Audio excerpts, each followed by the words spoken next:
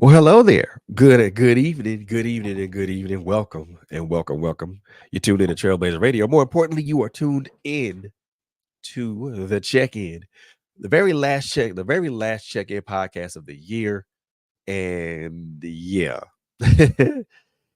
First of all, this is a show that we talk about all things mental health, but we do it from a male's perspective. And I want to thank you guys so much for indulging me and coming with me on this journey.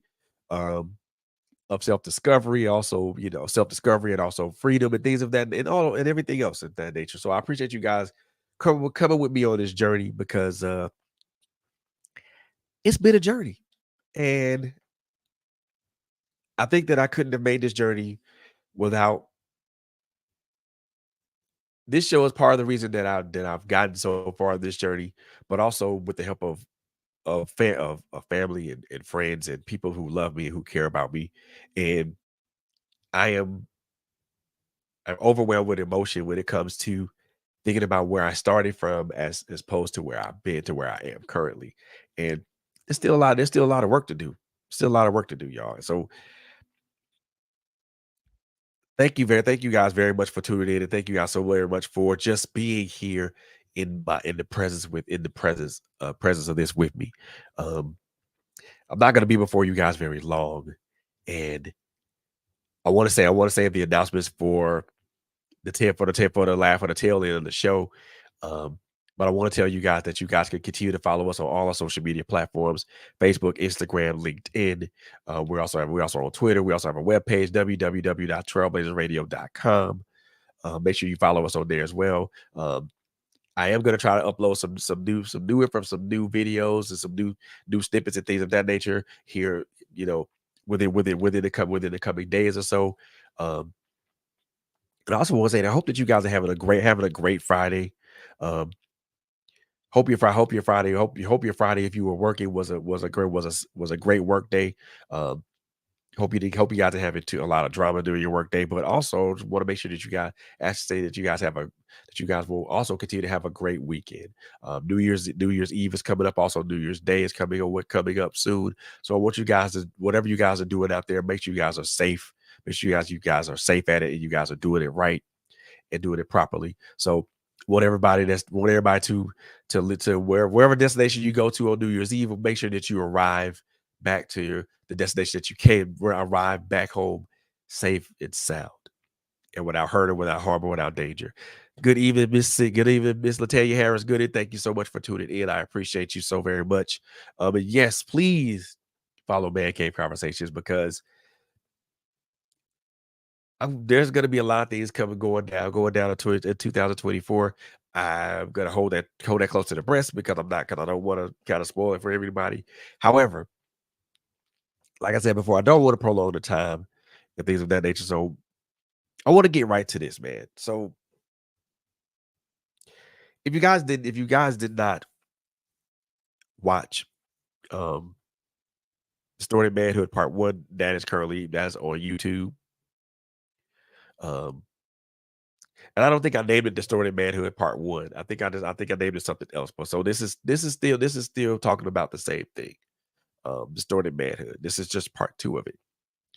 And there's a couple of important things that I want to touch on when we talk about this. I know that in the first one we talked about a lot of the socio-political um malfactors that affect us as men, especially that affect us as black men. Um Not gonna really go into too much detail with that, but just to kind of remind everybody about these socio-political malfactors, the simple fact that we as black men are always looked at as targets, we're always looked at as threats, we're always looked at as individuals who are up to no good, savages, or whatever you want to call it. Those are a lot of the social political malfactors. And I also mentioned the other malfactors that affect us as black men. Number one, being the simple fact that the lack of fathers and the lack of fathers in our homes in homes today. the one of the things that I one of the things that I stress that I want to try that I do say or try to talk about, even though and I've spoken into my own experience as a father or lack thereof. Gentlemen, it's time that we insert ourselves back in the homes of these kids or at least back in the lives of our children. Because our children, whether they're male or female, whether they're sons or daughters, they need us. Both sons and daughters need guidance. They need that stable platform to be able be able to be in that place. And yes, sis. Yes. Unfortunately, black men don't don't view black men in high regard because of their absence at home. And yes, that is true. That is a ongoing narrative that is continuing to happen. But one of the things that I say about narratives can either be that you can either change a narrative or you could read or you could write a new narrative. It takes too much time. It takes too much time to change a narrative. And I'm not saying that narrative can't be changed because it can be over the course of time.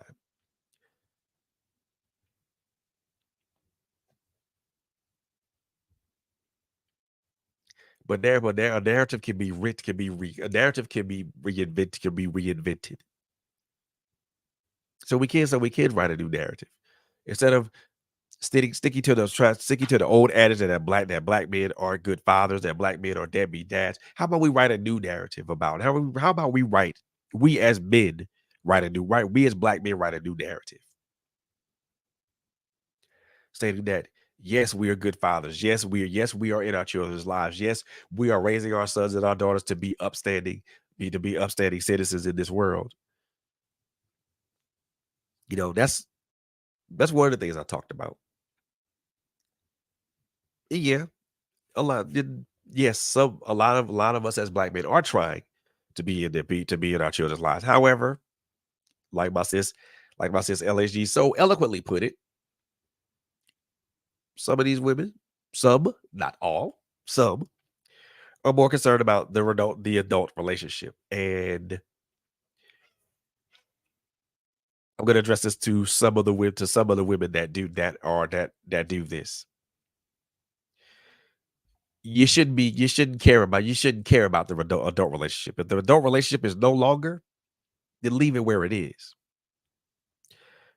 Your concern now should be about that child, that son or that daughter. You should be more concerned about the value that man as a father brings into your home, not as someone not as a potential boyfriend or husband or fiance or whatever. You should look at the value that man brings into that home. And yes, of course, the adult relationship requires you guys to cooperate, requires you guys to be cooperate as co-parents. It is a much easier. It would be a much easier thing to be co-parents than it would be to try to. And this is not to say that that those type of relationships don't work because they do. However, if you guys are in a relationship and you have kids or several kids and the relationship fails or falls, you still both of you guys still have a responsibility or to the children. Just because you're just be, and again, this is addressed to the women, and I'm not trying to make this women centric because it's not. But this is just an issue that I want to address. Just because you can't be a bitter woman because a relationship is over or that gentleman's moved on, or men, you can't be bitter because your baby mama moved on and you don't want to be in the child's life. This goes both ways, y'all. Ladies, you can't be bitter because that man moved on without you. And men, you can't be bitter because that lady moved on because your baby mama moved on without you. You still you still got a responsibility. Still got a responsibility to your child or children. You should care less about what she's doing. You should care about what your son or your daughter's doing. That should be your main. That should be your main. That should be your main. That should be your main stick. Stick. What is my son? What is your son or what is your daughter? And yeah, we gotta go back to girl. Gotta go back to the beginning. If you don't want to, if you're not wanting to have a child, then you need to make the choice to not to protect yourself. If you don't want a child, then you should take every precaution to protect yourself and also protect the person that you're having sex with too. This goes both ways, men and women.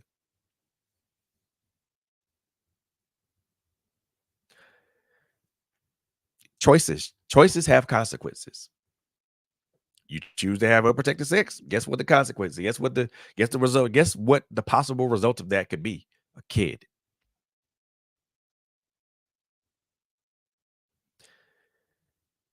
If you don't want to have a child, if you're not ready to have a child, then you need to protect yourself.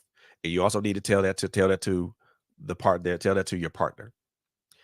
If your partner says that she that if your partner says that he or she does not want kids, then you should respect that decision and do what's necessary to protect not only yourself but that person.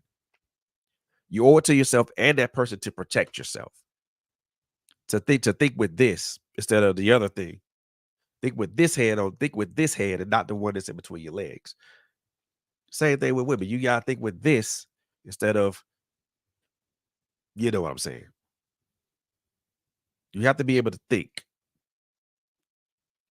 Understand if that person doesn't want kids, then it's both of y'all responsibilities to protect yourself. Both of y'all. If you choose not to protect yourself, well, guess what? You get the result is what the result is the result. And now there's a child in this world that there's a child in this world that didn't ask to be here. And what do you and you gotta be man, you gotta be man and woman. You gotta be man and woman. You gotta be both man and woman and protect and raise this child. I don't care what anybody says I don't care what anybody says. Both parties have a responsibility to the other to protect themselves at all times. At all times. Brothers, we have to get ourselves back in the fold with our children. Our sons and our daughters need us. They need that calming, steady presence. They need that stern yet fair voice. If we don't get back, if we don't get back, and I say that, and I'm not speaking just for every brother that's under the sound of my voice. I'm saying this, I'm saying this to me as well. This goes for me too. We gotta start back being fathers that are being the fathers in our children's lives. Look, and I agree with you. I agree with you, sis. And I'm 51 years old, and regardless, I don't. I'm 51 years old. I need my father. My father said, I have the absolute pleasure of being able to still be my father's son, still be able to be my father's son. I don't regret any day of that. I don't regret no. I don't regret or I try to take as much as I can take advantage of it as I can. When he comes to visit, we sit down and we talk. We sit down, we interact, and we have a good time. Even though prior to all that there was rough patches, and we both worked through those rough patches. So at 51, yeah, I need my dad, and I'm gonna do whatever I can to preserve that relationship with him. Do what brothers, do what you have to do to preserve the relationship with your brother, with your sons and your daughters. Because to me, nothing's more precious than having a relationship with your seeds. Because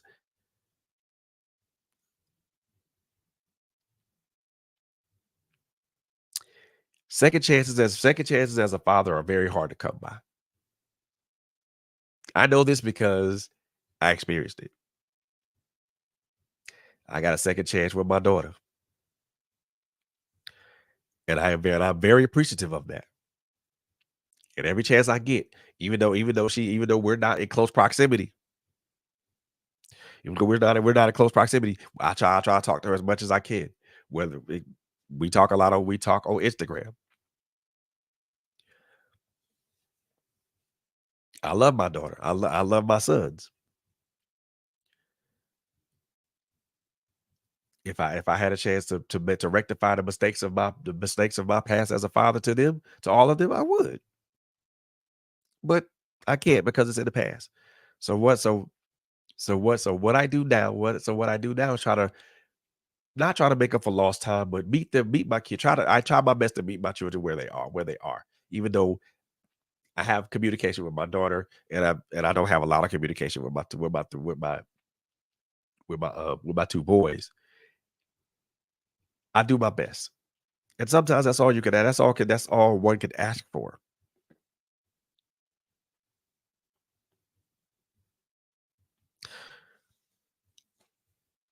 To put it point blank, brothers, be there for your children.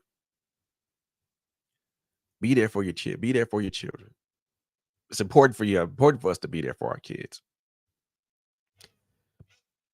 One of the other things that I talked about when I said about distorted manhood is that, and I'm only going to talk about this briefly because I don't want this to be a man versus woman type show, because this is strictly for us. This is strictly for us as dudes. But I strongly believe that our sisters can benefit from these types of conversations, from this particular type of conversation, because I want y'all to understand what has happened over the years, throughout the course of time, to get us to this place, to this particular place, this particular dispensation, this place of distorted manhood. Like I said, I'm not going to talk about this particular subject at length. The subject that I'm about to talk about, that's excluded what we're talking about. I'm not going to talk about it at length, but I will say that this is a that is it's one of the things that's led to this thing I call distorted manhood. With sisters, I have to say this, and I'm going to say this.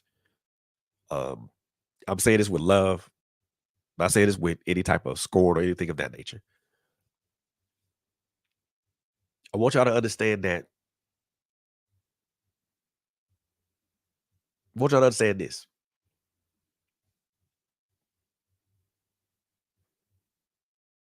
Y'all haven't lived life for the majority of however much time you've been on this planet. You've lived your life as a woman.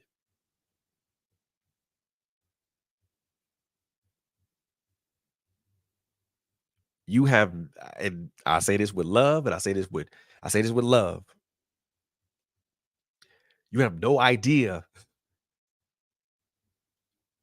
of what it is like to be a man.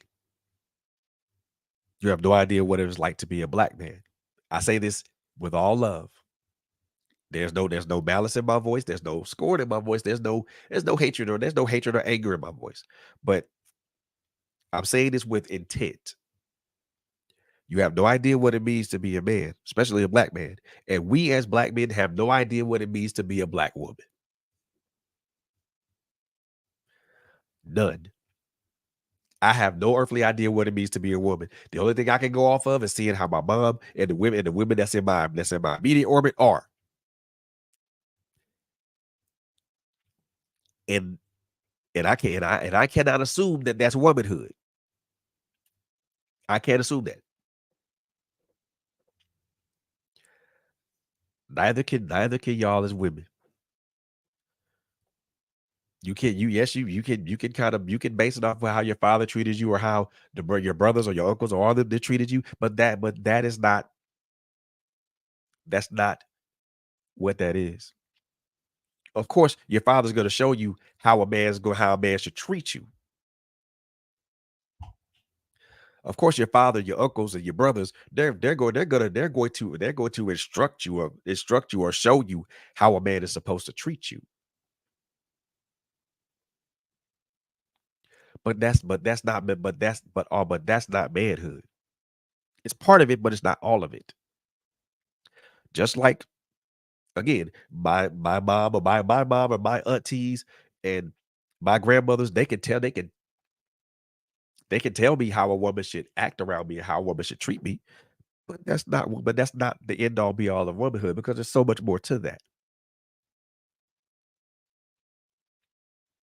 So we as black men don't know how to walk in y'all shoes, and you as black women don't know how to walk in our shoes. Again, not being anything, but I'm being factual, but I'm also saying this with love, but I'm also being very stern and standing on this right here. Because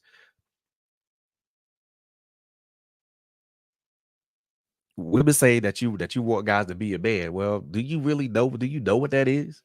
Do you know what that entails? Honestly, ask yourself that. Do you know what that entails? Do you know what that do you know the intricacies and what do you know the intricacies and everything else that entails or that requires? Just like y'all women have requirements of what a woman is and things like that, we got requirements of what a man is.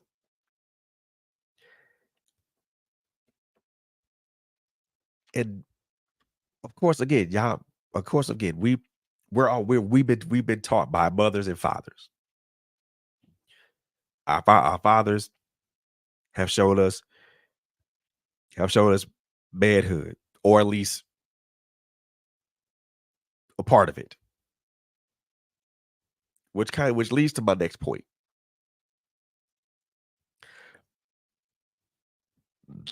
Excuse me. A lot of our fathers didn't really teach us how to be men. They just taught us that this is your responsibility. This is what you have to deal with. This is what you have to do as a man, and this is what you need to do, and this is how you conduct yourself as a man.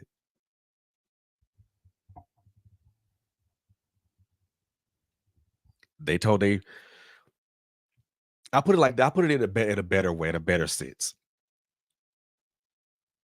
They taught us the honor. They taught us the loyalty. They taught us the fealty. They taught us the respect. They taught us the chivalry. They taught us they taught us the patient nature of who we should be. They taught us the nature of who we should be. But what they did not instill in us as men, especially some of us as black men, what they did not instill in us is empathy. They did not. We weren't instilled with a lot of our fathers did not instill empathy in us.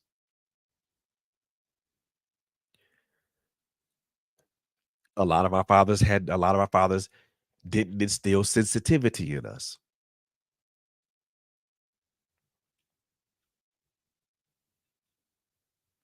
These are two things that we as human beings all have.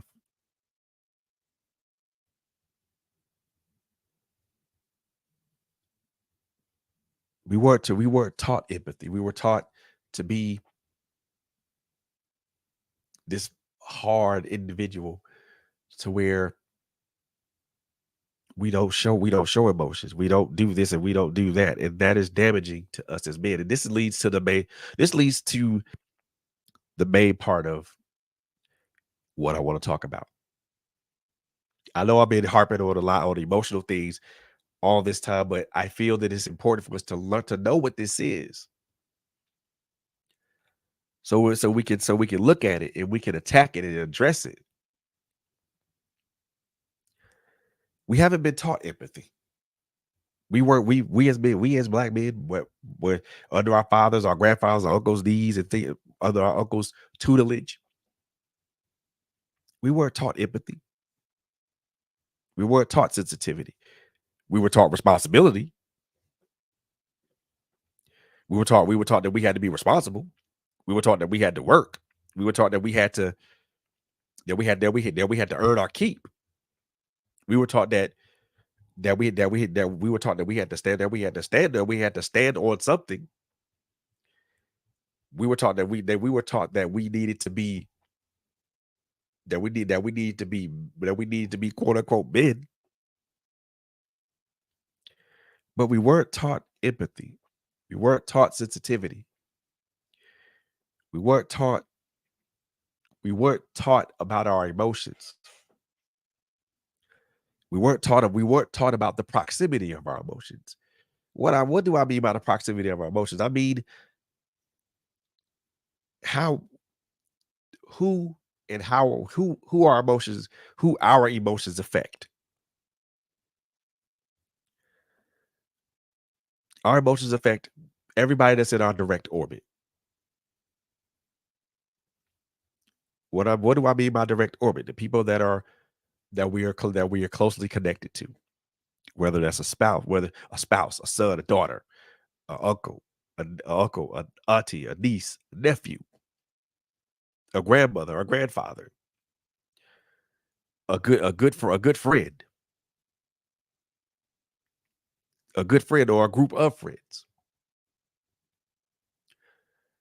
Our emotions affect everybody that's in our direct orbit. But we were taught those. We weren't taught how to deal with sadness. We weren't taught how to deal with anger. Well, we were taught how to deal with anger. We were taught to repress it. We weren't taught how to deal with disappointment. We weren't taught how to deal with rejection. We weren't taught how to deal with feeling certain ways, that were quote unquote not of a man.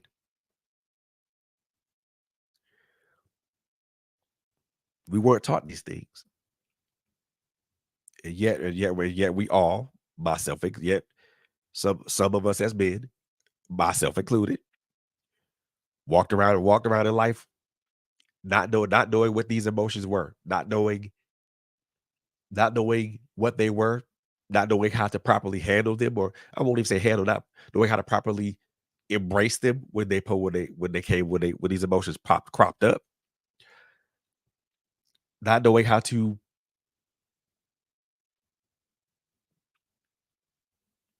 be okay with those emotions when when we deal with when we are faced with them. We weren't taught these things.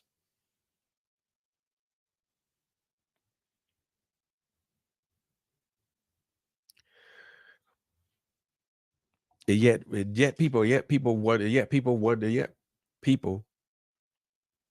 yet men and women wonder, yet our sisters wonder why we remove ourselves from this plane of existence at a higher rate.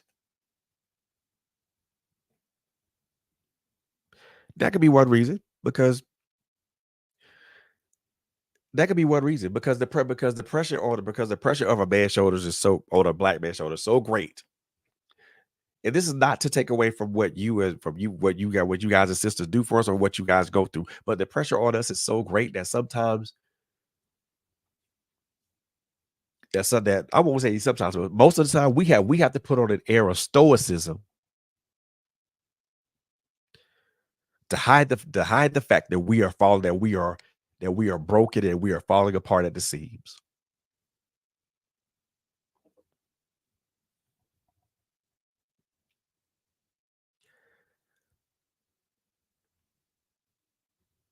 I can't be I can't be sensitive around my spouse. I can't be I can't show my emotions around the woman that I'm in love with, the woman that I care for, the woman that I want to be that I want to have that I want to be involved with for the rest of my life. I can't be and I'm not saying this is a true thing. I'm saying this to be I'm saying this to put this out here. We can't be sensitive in front of our our spouses, our significant others. We can't be sensitive around our brothers or our sons or our uncles and our uncles and grandfathers or fathers. We can't let our emotions go in front of other dudes or in front of our girl because we gonna be looked at because we gonna be looked at funny.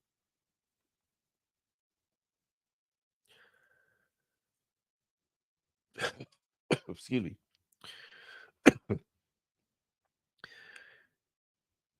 Men and women, the men and women will look a man and a woman will look at another man have an emotional breakdown and look at that as being weak. Look at that as being not strong enough. Look at that as being not manly.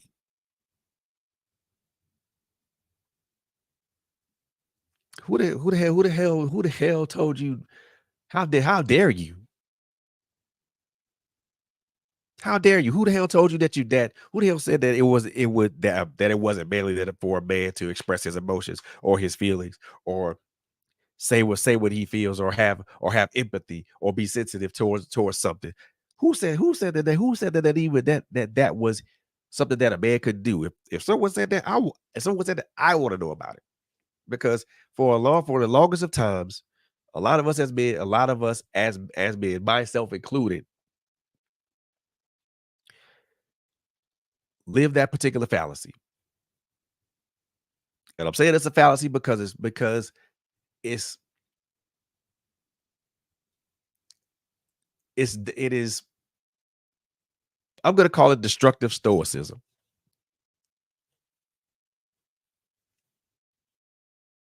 That's what I'm gonna call it. Destructive stoicism. Because if you can't one of the things that we've been taught and that we've been taught as men is to not open our hearts to a lot of things. Hey Simone, how are you? One of the things that we've been taught as men is to not open our hearts to a lot of things, or maybe to harden our hearts to a lot of things. And you know what that does? That closes you off. Not only that closes you off to not only yourself, but also the greater world around you. It closes you off more to yourself than it does than anything.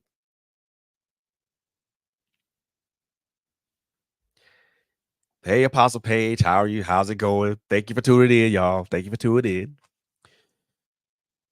As I was saying, you this dangerous stoicism closes you off as a man to not only yourself, but to the re- but to the greater world around you. You close yourself off to not only yourself, but to other people, people that are in your direct orbit, people who have meaning to you. Yes, Apostle Page, it does close you off the power that you already have inside you. But why do we close ourselves off as men? Well, there's a lot of things that can contribute to that.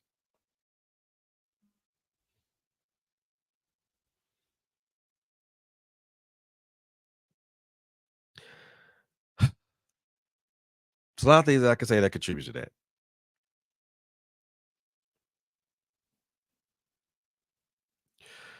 One of the things that one of the things that closes us why we're closed off, that's because of the things that we've endured. trauma,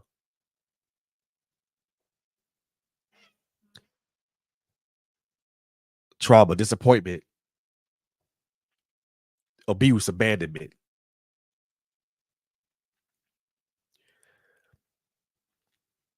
bad experiences. Those things close us off. And when you deal with experience after experience, when you deal with trauma after trauma, when you deal with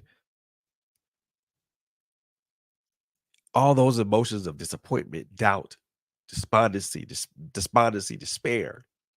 When you deal with all those things, all those things pile up, and they continue. They pile up, and they pile up, and they pile up, and they pile up, and they pile up until until it becomes till it becomes a protective shell of the a protective outer layer.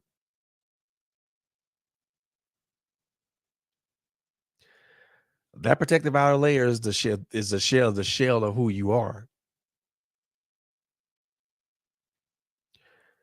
No one knows the real you because you keep people close because you close people off to you. No one knows who we are really because we close ourselves up because we as men close ourselves off to that because we don't want people to know, we don't want people to get too deep or get too close to us because once we feel that someone's going to get too close to us, they may see us or they may see through us.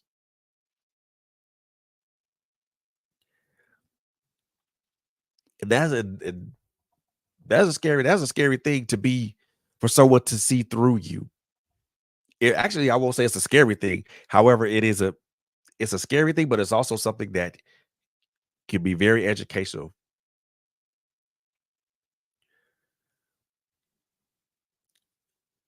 We don't I don't want you to see who I really am because of all this hurt, all this pain, all this despondency, all this desperation, all this disappointment and the time and all this abandonment and abuse and all these things that I've dealt with in my life. I don't want you to see the real me because I got all these things that I'm dealing with, but I will but I'm only gonna allow you to see the shell. I'm only gonna allow you to see the person that smiles through everything, knowing good and damn well I am dying inside. I'm gonna let you see the person that laughs off a lot, that laughs off stuff, knowing good and damn well that there is turmoil inside. I'm gonna let you see that person because that's the person you're most satisfied with. That's the person that you'd rather see. You rather not see their inner me. You rather not see the inner me. You rather not see the real me. Because if I show you, because if I show you who I am, if I show you that I am this battered, this beaten, this broken person, you laugh at me. You'd write me off. You'd say that I was weak. You say that I wouldn't deserve anything.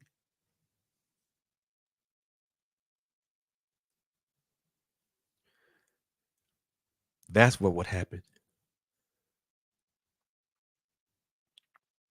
If I told you that I went through that I had if I told you that I had a traumatic childhood as a little boy, if I told you that I've been through a lot of hurt and a lot of pain as a young man, if I told you that I made mistake after mistake after mistake after mistake, you'd write me off.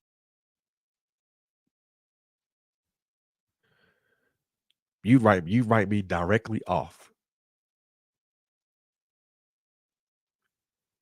And you wouldn't care a whit of what happened to me after that.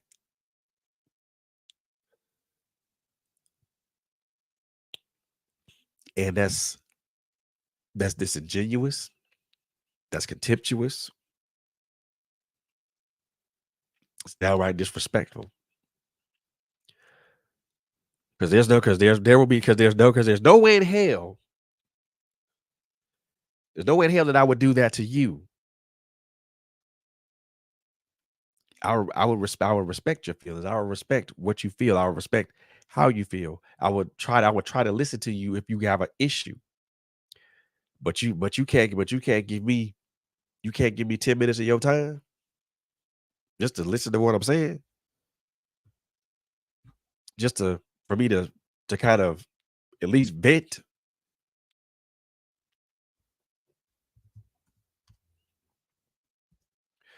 to at least vent, or at least say what I need to say, and say it in an open forum to where I don't need to be, that I don't feel like I'm being judged. Yeah, why should I? And again, I'm not saying this to be adversarial towards my sisters, because it's not being adversarial. But trust and believe, other men do this to each. We do this to each other too. Actually, we do it worse. We do it way worse. We do it way worse than women than our sisters do. Because we'll call a man a punk and a sissy because he's shedding tears out of because he's shedding tears on his wedding day. What the hell? This man shedding tears because he's happy. And he's with the one he's gonna be married to the woman that he wants to spend the rest of his life with. Why are we clowning somebody for that? Why are we making fun of this man because he shed tears at his wedding? Why would he not want to shed tears at his wedding?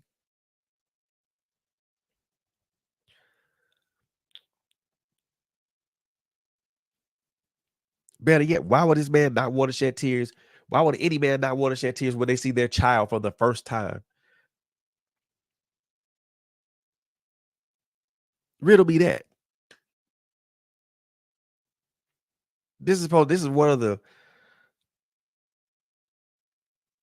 most, to me, having a child, having a, you know, a woman bringing your child into this world, it's probably one of the most emotionally charged things that I feel that you could ever experience.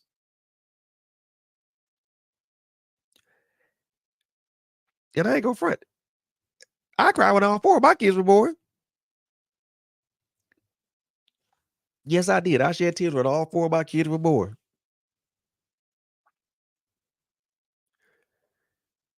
Because it's a God given moment. It's a God given moment that you only get to experience once, one time. For some of us, we've experienced it more than one time, but every time it's different.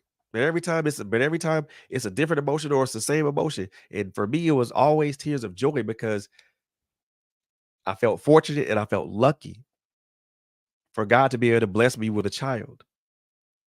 Four of them as a matter of fact, all healthy. One's not with us, but the other three are productive, are healthy, happy, productive citizens. So why would I not want to shed tears of joy? I cried at my daughter's wedding. Yes, I did. Because I was happy for my daughter, because she found someone that loved her, truly loved her for who she was, and wanted to spend the rest of her life with her, and she felt the same way about him. And I was happy for her. So happy that I cried. Yes, I did.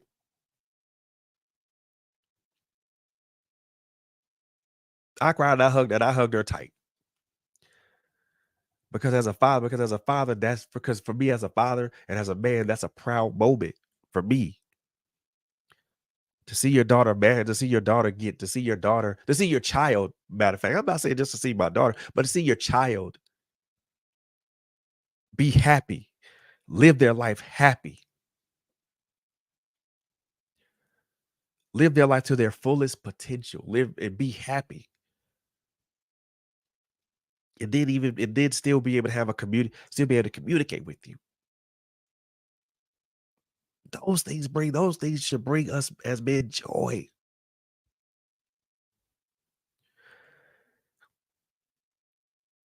When our children graduate from high school or college, those are emotional moments. Those moments should should make you feel proud as a father, but also make you feel like you find that you are kind that you as a father, you help this child navigate her life up to this point. And as a father, you're still going to help their child navigate their life, but you help them navigate it up to this point. And now it's time. Now they're going to navigate it by themselves, but they're not truly going to. But they're truly not going to be by themselves. But yet, the society that we live in, that includes men and women, clown that because the simple fact of it is, a man ain't supposed to cry. A man ain't supposed to have emotions. A man ain't supposed to sit there and be sad all the time or be sad about this, that, and the third. And that is a lie. That is a lie.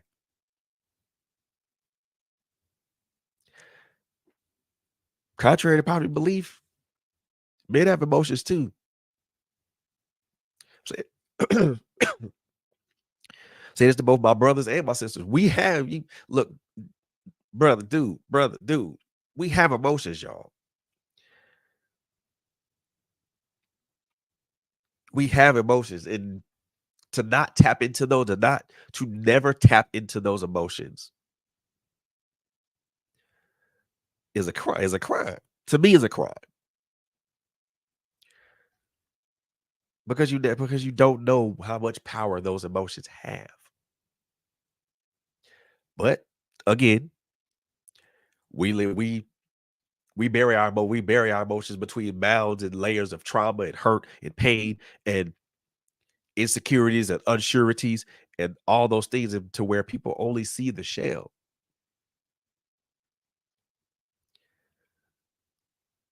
And then on top of that, we as men, and I am putting myself in this again, I'm not immune to any of this. We as men don't address the issues that we go through. We don't address the issues that we don't address our experiences. We don't address our traumas. We don't address our past. We don't address the things that we've endured. And yet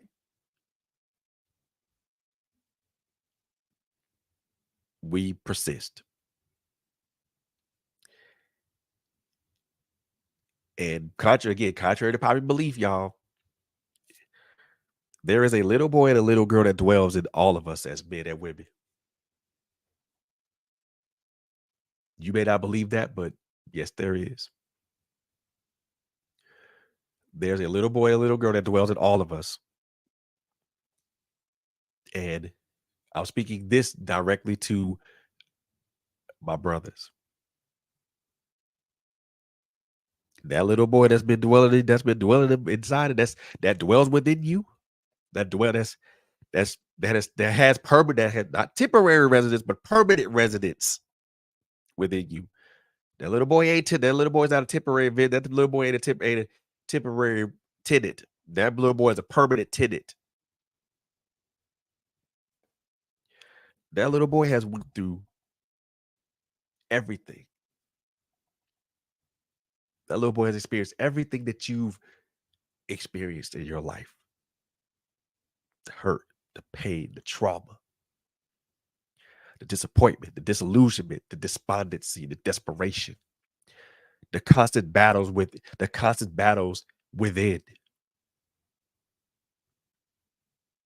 That little boy's been through everything.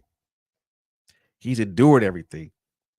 He suffered just like you suffered.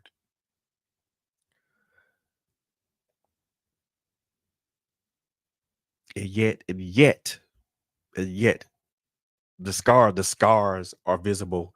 The scars and wounds are visible on him, not you.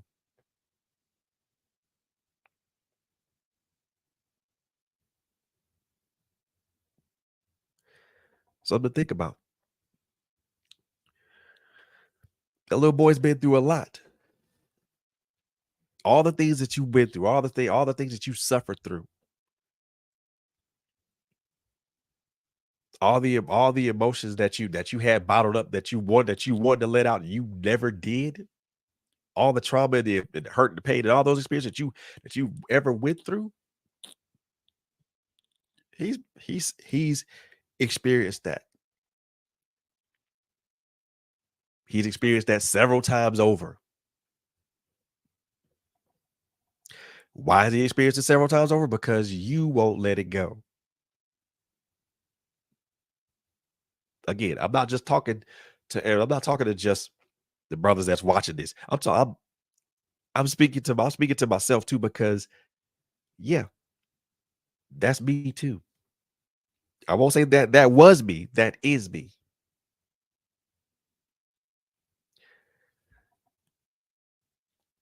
That little boy is subjected to everything that you've been through. He's been subjected to it several times over. Why? Because you won't address it. Because we won't address it. That little boy has tear stains, cuts, bruises, of varying degrees of healing. There might be some fresh wounds on him as well. Scars from stuff that happened a long time ago.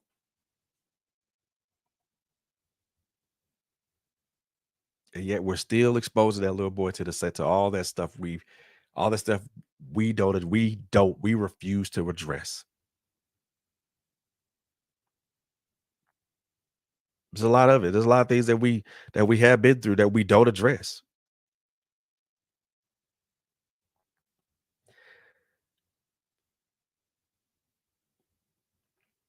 It's high time that we first of all, we gotta to even get to that little boy, we gotta peel back all these damn layers. And you gotta peel those layers back like an onion. The more layers you peel back, the closer you get to the center of that to the center. And yes, peeling back those layers is going to hurt. Yes, it will.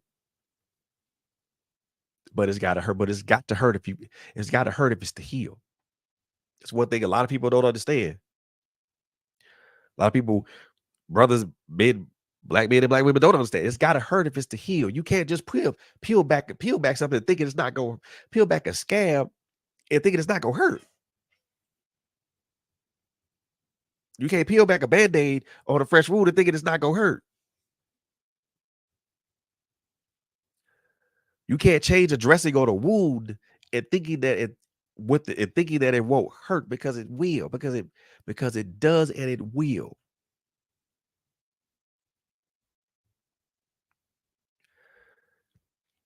And trying to peel it back fast don't doesn't make it hurt any less. So stop trying to think you go peel it back fast and it's gonna hurt less. Actually, it's gonna hurt more.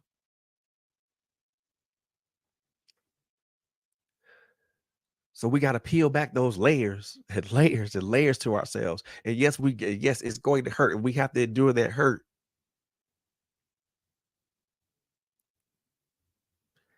Because if we don't endure that hurt, how are we ever going to get to the part? How are we ever going to get to healing?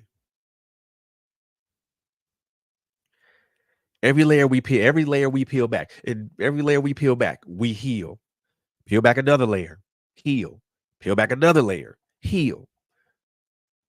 You keep peeling back layers, and you keep healing until you get to that little boy that's standing right in front of you.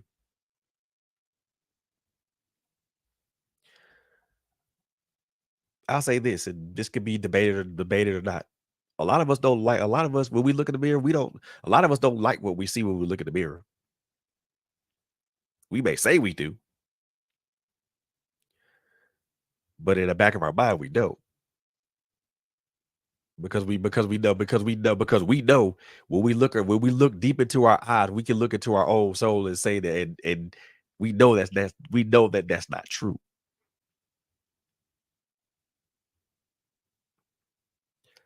Not only can other people look through us, we can see. Not only can other people see through us, we can see through ourselves.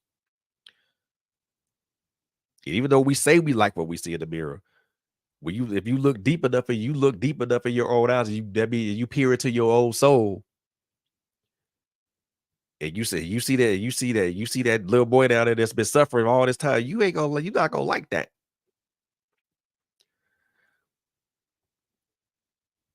When people are confronted with their true selves, or be that little boy, that little girl, a lot of us run away screaming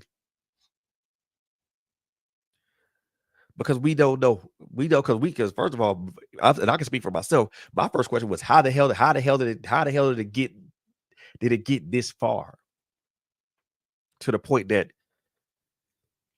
this little boy that I was supposed to protect, has dealt with everything that I've dealt with that I've dealt with several times over because I didn't want to be accountable, because I didn't want to learn the lesson, because I didn't understand the consequences of choices, or because I didn't understand the severity of something that I did, or I wasn't responsible.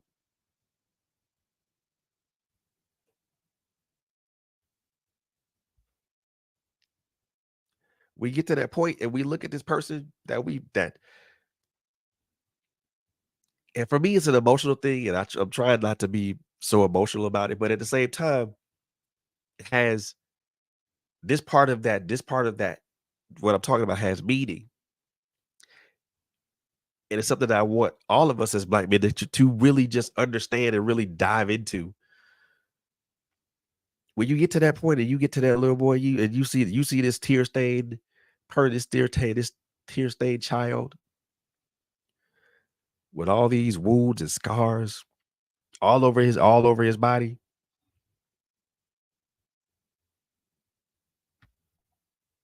First thought is you want to protect. You had a chance to do that a while back. You had a chance to do that a while back. And I'm not saying this to be mean or anything of that nature, because I said it to myself when I saw the little boy that dwelled inside of me. For my first thought process was to protect. Nah, brother, you had a chance to do that a while back. And I'm not saying it is too late for that, but you had a chance to do that a while back.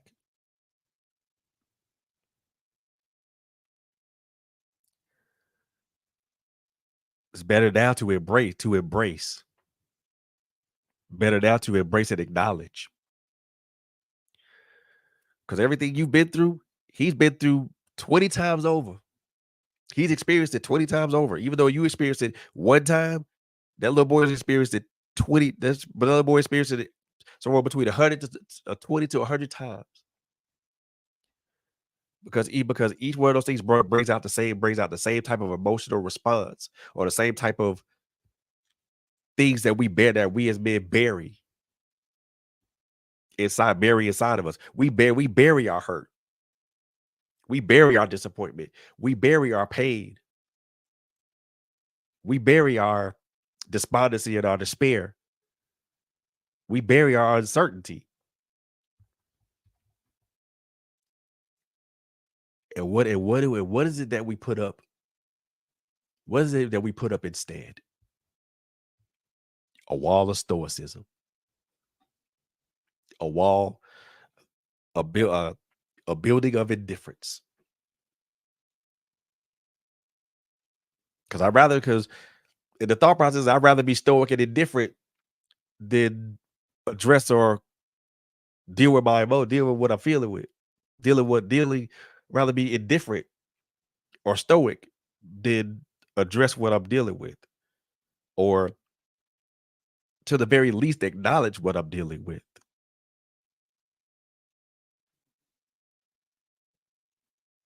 Who is that fair to? Is it fair to you? Of course it's not. Is it fair to people that's in your direct orbit? Yeah, it is unfair. It's more unfair to you than it is to them. Why? Because it it halves you. It splits you down. It splits you right down the middle because on one end you're burying all these emotions. You're burying all this hurt, this pain, all and all that stuff. But now in the place of it, you build up this wall.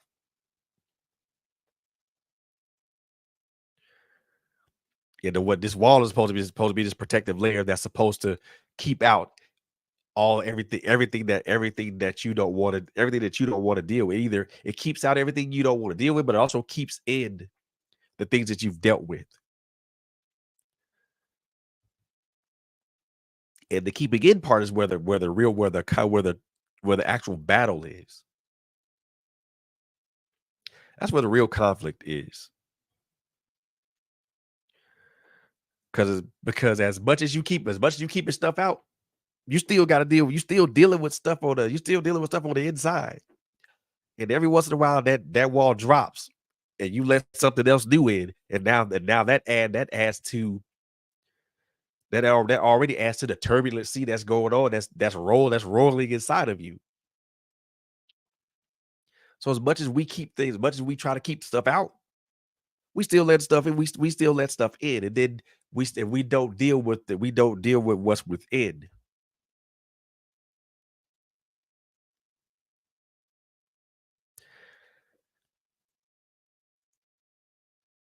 The hardest battles,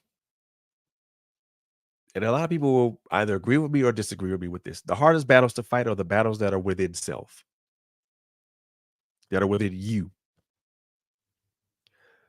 Those are the toughest battles to fight. Battles that are outside of you, of course. Oh yeah, you can. Those are easily dealt with. Those are easily managed or conquered, or however you want to put it, whichever way, whichever vernacular you want to put it. But the hardest battle is a battle within self. Wanna know why?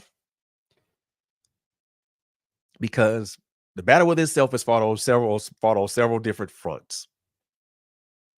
And you have no idea which battlefront you're supposed to go to. So you go to all of them.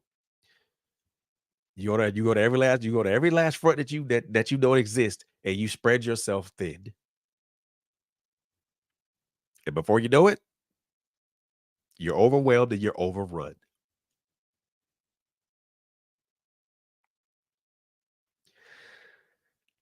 That's not the way to wage war. That's not the way that battles are fought, people. Especially battles within self. First and foremost, you have to have a relationship with the Father. That's first and foremost. Secondly, you have to be able to forgive yourself of all the mistakes that you made, all the stuff that you committed against people, and the stuff that you committed against yourself.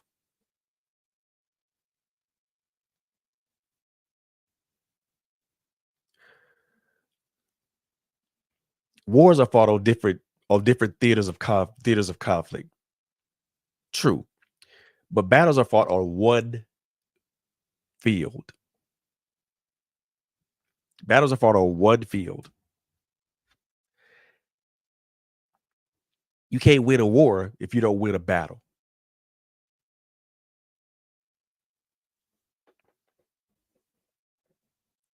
So you fight each battle one at a time. You can't fight all these battles all at one time because first of all you will spread yourself thin and you will find yourself emotionally emotionally and physically exhausted. And you'll have no energy for the next upcoming conflict. And that is when that is when people get overrun. The reason I put it in the form of military fight doctrine and things of that nature is because to me it makes sense.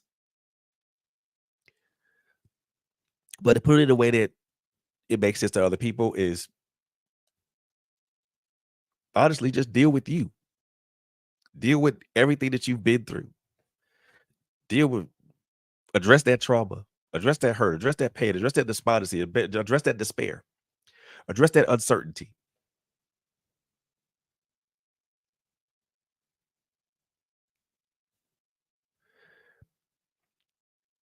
And like I said before, you gotta have you.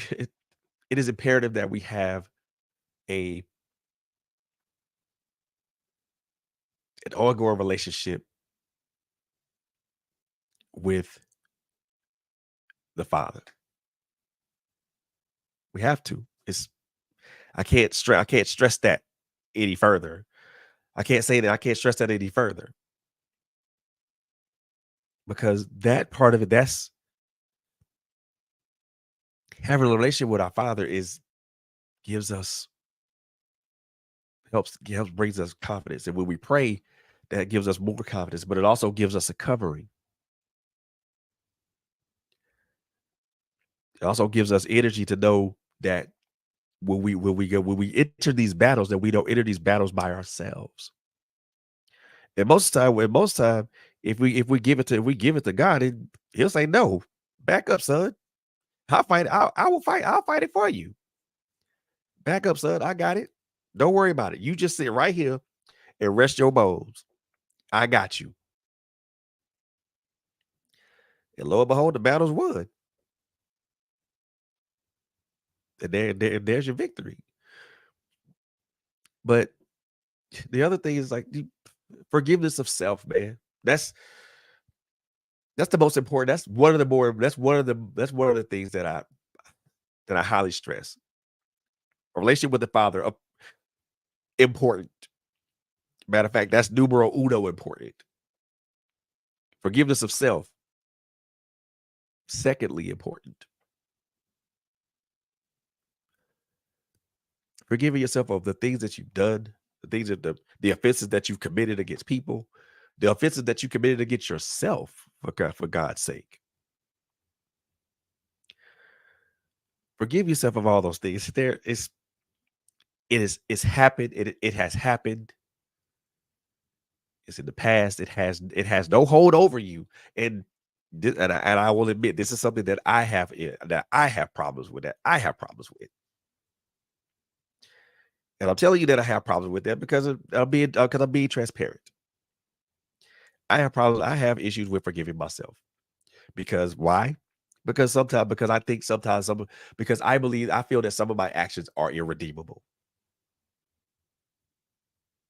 To come to find out that's not true. In my mind, it's irredeemable. But for God, son, you forgave yourself. I'm wiping that away. That's not even on your book. Don't worry about it. I got you. You forgiven yourself. You forgave yourself. So in turn, I forgive you. That's not on your book. I don't even that what that page. I don't know what that page is. I don't even see that page.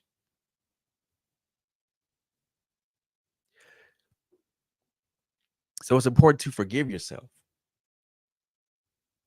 Why? Because the more you owe it to yourself. Because who wants to, what guy wants to walk around with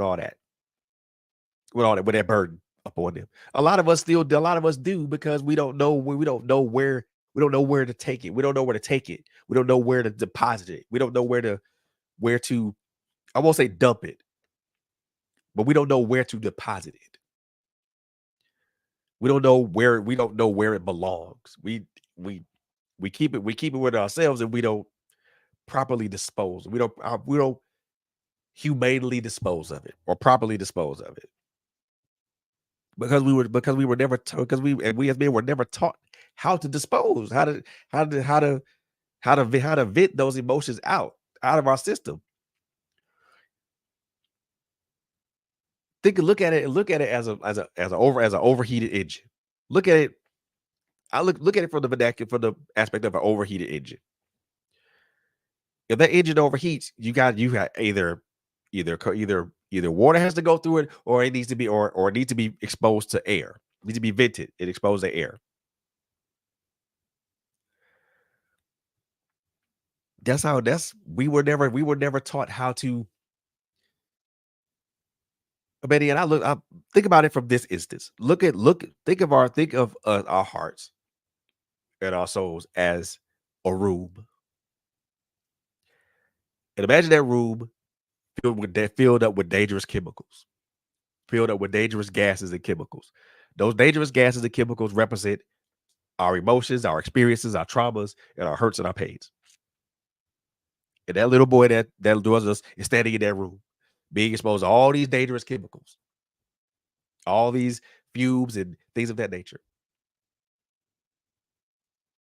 When we say that when we forgive ourselves and the Father forgives us, that vents the room. That opens up those vents that's in that room and allows all those gases and all those chemicals to just to come out.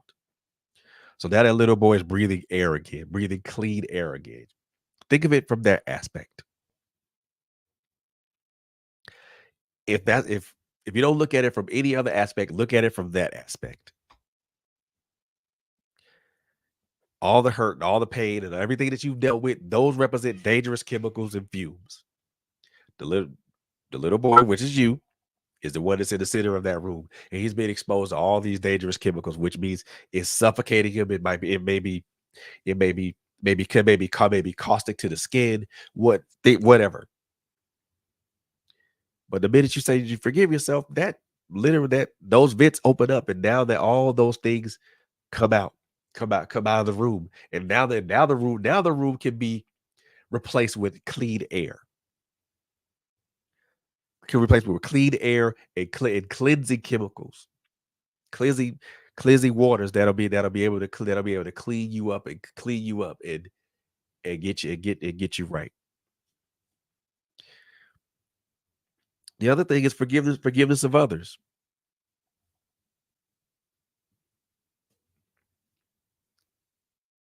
If you're gonna forgive yourself, then you got to forgive yourself. Then forgive others too. Forgive that person for forgive that person who abused you. Forgive that person that hurt you. Forgive that person that said something disparaging to you. Forgive that person that made you feel like you were the lowest of the low. Forgive that person for taking the life of your child. That's something I find that's something I am struggling. That's something I fight with. Something I struggle with all the time. Again, I'm saying this for me because that's something I struggle with all the time. Forgiveness of people who have brought about a great offense to me.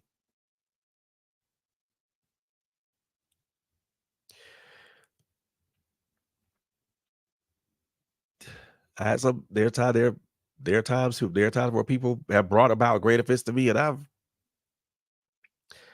didn't care one whit about it. Other times there are things that happen, and I'm like, I sometimes I think about it, and I think maybe if I forgave them, maybe certain things would be the way they are. Not just a thought process, man, just a thought process. But forgiveness of others, forgiveness is for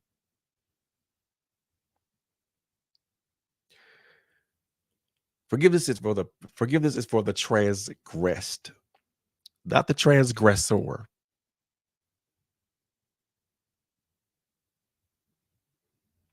I need y'all to remember. I need you as brothers to remember that forgiveness is for you.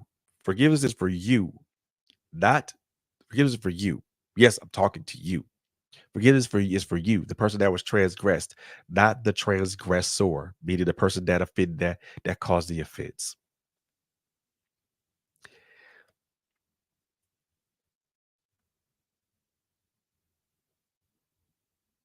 And you have to be okay with people saying that they can't. They you have to first of all you got to be you.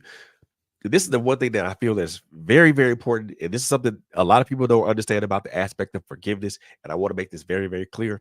I want to make this really really clear for my brothers because we do this and we try to beg folks to forgive us and and forgive us on the things that we've done.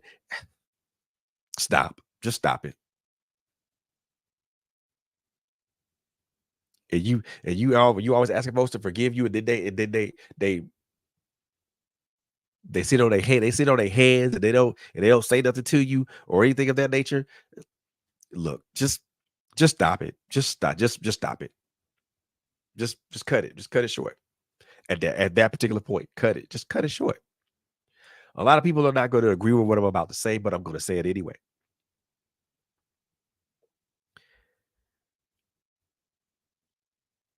If you ask that person for forgiveness, if they choose not to forgive you, or they never tell you anything of that, they never tell you that they forgive you, or they don't answer you or tell you anything, be cool with that. Be all right with that. Be okay with that. If it's cool if you ask somebody for forgiveness and they don't forgive you. It's cool. It's it is totally cool. Why are you begging somebody for forgiveness, and when you should be you should only ask them for forgiveness one time. Forgiveness is a one-time thing.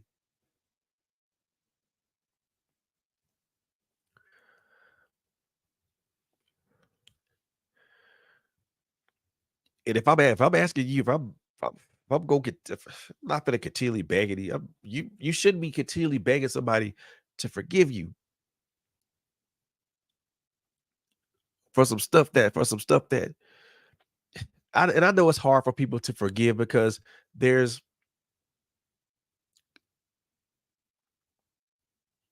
let me choose. I'm gonna choose my words very carefully here. I'm gonna choose my words very carefully here because what I don't want is people misconstruing what I'm about to say. I want people to understand what I'm about to say, but I want people to understand very clearly what I'm about to say. Forgiveness on both ends, whether giving it or accepting it, is a hard deal on both sides. It takes courage for someone to walk. It takes courage for someone to walk to you and ask and tell you that they did wrong to you, and they're asking you for your forgiveness. It takes courage for a person to look into their heart and say that I forgive you. Both of those things take courage. Both of those things take presence of mind. Both of those things also require a change of heart.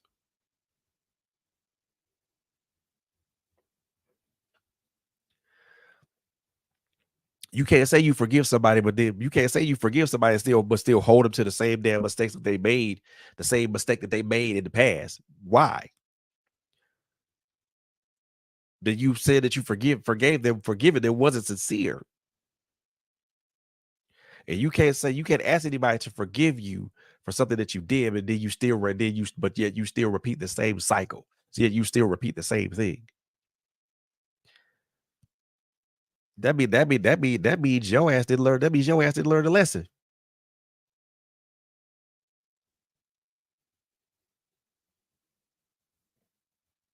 No, it's okay for folks to say that they don't forgive you, brother. It's okay for folks to say that they don't forgive you, brother. It's cool.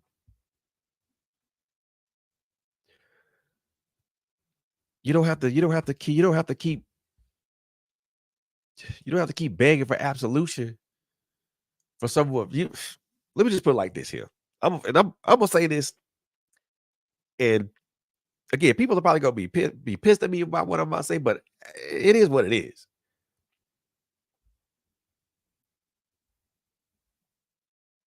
No, I'm not for the begging, not for the beg. You shouldn't beg. I won't say you shouldn't. You shouldn't beg someone for forgiveness for something that God's already forgiving you for.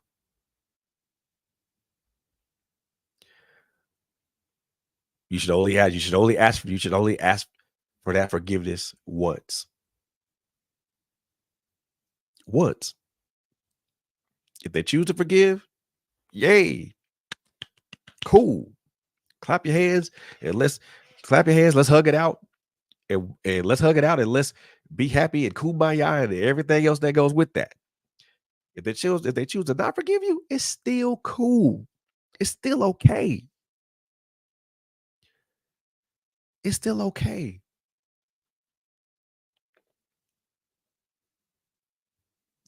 Me as being a man, I beat myself up about that all the time. I do. I honestly do. I've beaten myself up about that. Just to ask somebody to forgive me and then they choose they don't answer or they choose not to forgive me. And now I'm left in this crazy ass, this weird ass space or this crazy loop and thinking that I gotta keep asking them and begging them for forgiveness. And what? No. Matter of fact, hell no. I'm only gonna ask you for forgiveness once. Whether you choose to forgive me or not is completely up to you. I'm gonna say that one more time. I'm gonna ask you for your forgiveness. When I ask you for forgiveness, I'm gonna be very sincere. I'm gonna be very contrite. I'm gonna be very apologetic and be asking you for forgiveness. Whether you choose to forgive me or not, whether you choose to forgive me or not, that's completely on you. Because at that particular point in time, my responsibility to the situation has been released. My responsibility to the situation has been released. Now, if me asking you for forgiveness requires an explanation for me to, for requires an explanation prior to the forgiveness, then cool, I'll do that. Not an issue. Not an issue with me. I'll do it. I don't have a problem with that. But after I explain it, and then I ask you for forgiveness, and you choose whether you choose to or whether you choose not to. Again, that my friend, that my brother, that my sister is completely upon you because my responsibility to that has ended. I felt bad about it. I thought about it. I thought about it. It hurt. I knew that it hurt you. I knew that I made you feel a way. I know that I put you in some sort of crazy weird space. So I want to come to you. I want to explain it to you. But also I'm going to ask you, can you forgive me? Because in in my deliberation with myself, I've already brought it to God. I've already brought it to the Father. I've already brought that issue to the Father. And I've already asked him to forgive me of that transgression, against you. So I've already asked God to forgive me from it. So God's already forgiven me from it. So like I said, when God forgives you for something, it ain't in your book. It ain't in your book. It's gotta be like, what page? I don't see a page. It's off my books. So prior to me even asking someone for forgiveness, I'm going to God first because I'm gonna say, Father, I know I offended this person. I know I hurt this person. And I know I made this person feel bad. And I feel bad. And I'm hurt. Can you forgive me for can you forgive me for offending this person? Can you forgive me for offending you? And when God said, yeah, yeah, brother, yes, son, I got you. You're forgiven. That ain't on your that that particular paragraph ain't on your page.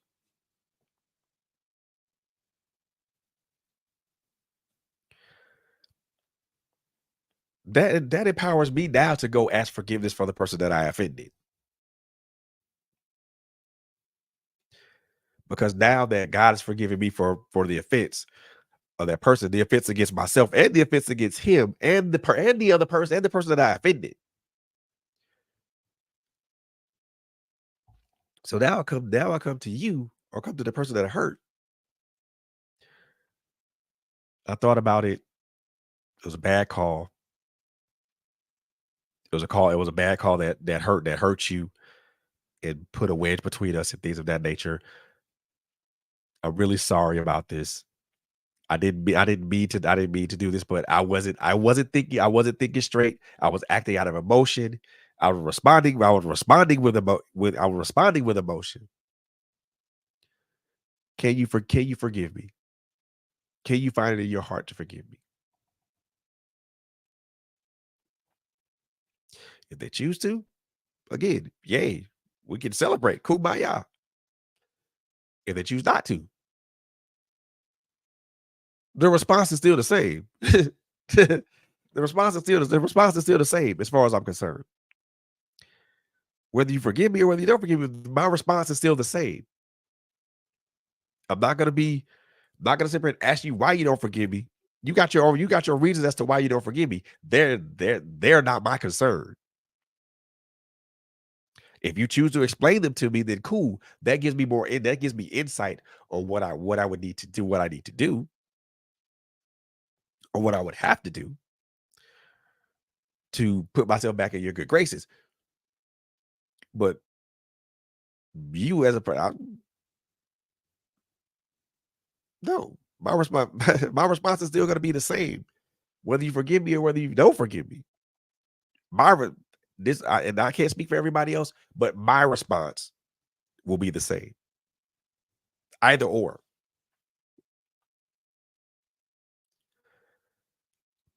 Your reasonings for not forgiving me, as hard as this is gonna sound, and as harsh as this is gonna say, ain't my concern. I did what I needed to do to talk it out, to put that put it in front of you. I've examined it at length, and God's forgiven me for it, and whatnot. If you choose to, it's cool. If you choose not to, it's still cool.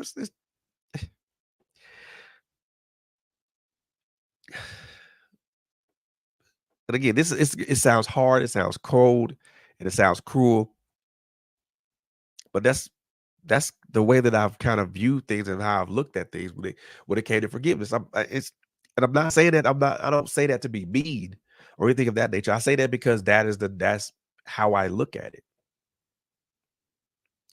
People have said this, that you just don't care. My ex-wife said that. My ex-spouse said that. When I asked her to forgive me for something she said she didn't, all right, cool. So that's it. You just not gonna fight. I didn't say I wasn't gonna fight, but I'm not gonna ask you for that. Not gonna ask you, not gonna ask you to forgive me again for something that I knew I've asked God to forgive me of. It's all right. It's cool. You hold that to you. You hold that to you. My soul is clear.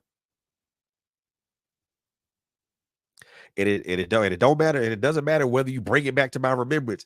I'm good. It don't matter whether you bring it back to my remembrance. I'm gonna be like, God forgave me for that.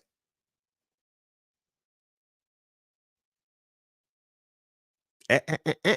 Can't do that. Which is which is the last thing that I want to kind of address a little bit, and I don't want to talk about it a lot.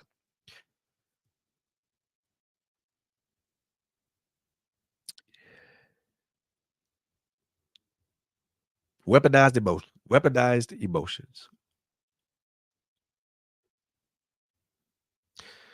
Something that brothers and something that black men and black women are guilty as charged of. What do I mean by weaponized emotions? If I tell you something's bothering me, I'll tell you what I feel. If I tell you something that's really going on with me, and I am entrusted that to you, and then you go back and you bring it and you use that to hurt me, that is weaponized emotions. You just you just weaponize my emotions against me because now that is your ammunition to throw at me whenever I do something that is not satisfactory to you, or whether I don't do something that you want me to do, or whether I'm doing something that don't even that's not, or whether, or even if I'm acting in a way that isn't satisfactory or savory to you. Like I said, this is something that black men and black women are guilty of. So no black woman is immune. No men and women are not immune because we both do the same because we both do the same shit. We both weaponize our each other's emotions. We both weaponize each other's emotions against us, against each other, against the other. Some women, not all. Again, not throwing this out as a big ass generalization. So I'm gonna say some, but not all. Some women do this. Some women weaponize a man's emotions against him just either to get him to act a certain way or get him to capitulate to something.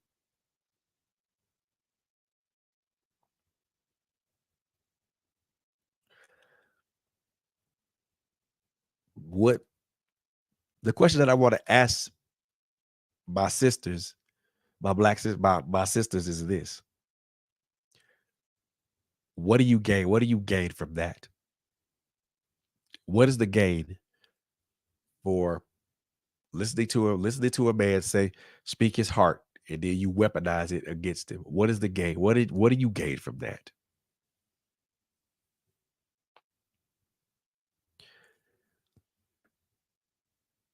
Leverage, advantage, power. What? What is it that? What is that? I really, honestly, truly, honestly, for true, I really want to know. What is it that? What is it that you, as a woman, would gain from weaponizing a man's emotions? What do you gain from that? What's the plan? What's the play? What's the motive? What's the end result there? Doing it because you feel that you can. Doing it because you feel that you are owed something, or doing it just to be spiteful as hell.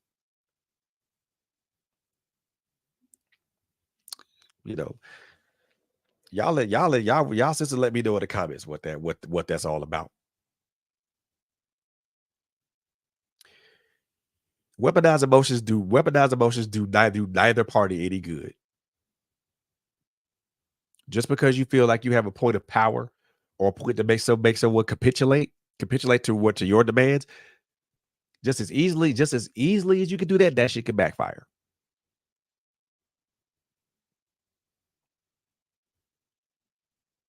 And yes, I said just as easily as you can weaponize a man's emotions to use them against him, that shit can backfire. And it can leave you worse for wear.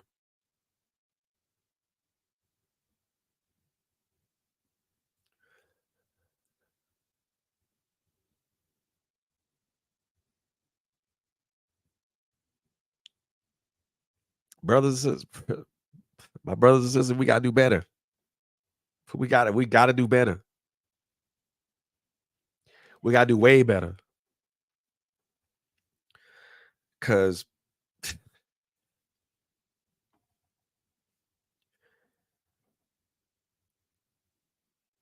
I'm being serious. I'm brutally honest with myself now. I'll be damned. I'll be damned if I allow myself to get into a situation to where I crash out. I'll be damned if I put myself in a place to where I look like a damn idiot.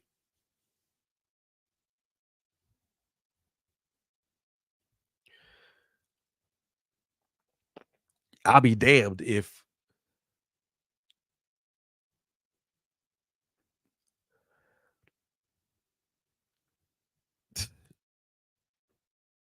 I'll be damned if anybody makes me look like a fool or makes me look like a fool at my own expense.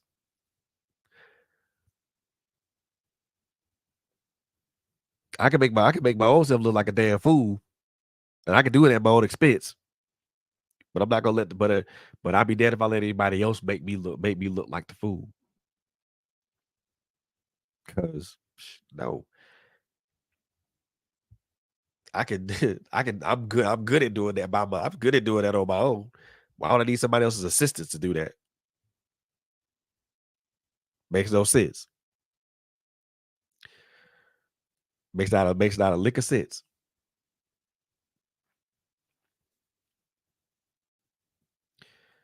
So for me to even put myself in a situation to where I gotta crash where I gotta crash out, man, shit.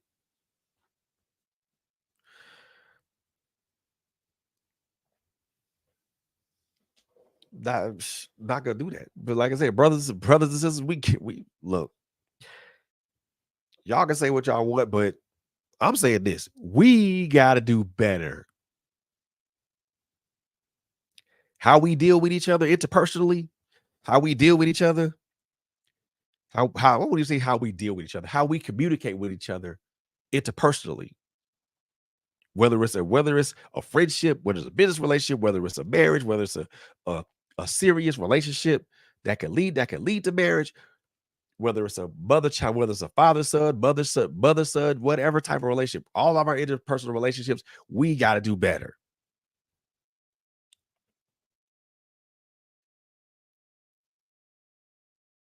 And when I say we, I mean me too.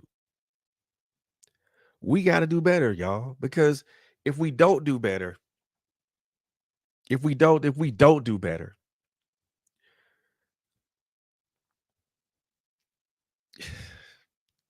there's a generation of young adults, and then there's a generation of young adults that's coming up into this world, and young adults that are behind them, and then there are more young adults behind them that are going to grow up thinking that it's okay to do the things that go on right now. Matter of fact, it's already going down. It's already going down. It's already happening. Our sons and our daughters see how we treat each other, and they think that shit's okay. Somebody's daughter sees how their mom treats their father or treats another man, and think that's okay to treat another man that way. Somebody's son sees their father treat his mom away, or their son sees or another son sees another man treat his mom, or that son sees another man treat his mama a certain way, and he thinks that that's the way a man's supposed to treat a woman. No, no, no, no, no, no, no. It's already happening with our kids, man. It's already going down with our children. A lot of these young adults, a lot of these I won't say a lot of these young adults. And now I'm talking about the under 30 crowd. I'm talking about the under 30 crowd now. A lot of these adults under 30, they think that dysfunctionality is the norm. They think dysfunctional with toxic relationships are the norm, because they see their mother or their father participate in a toxic relationship,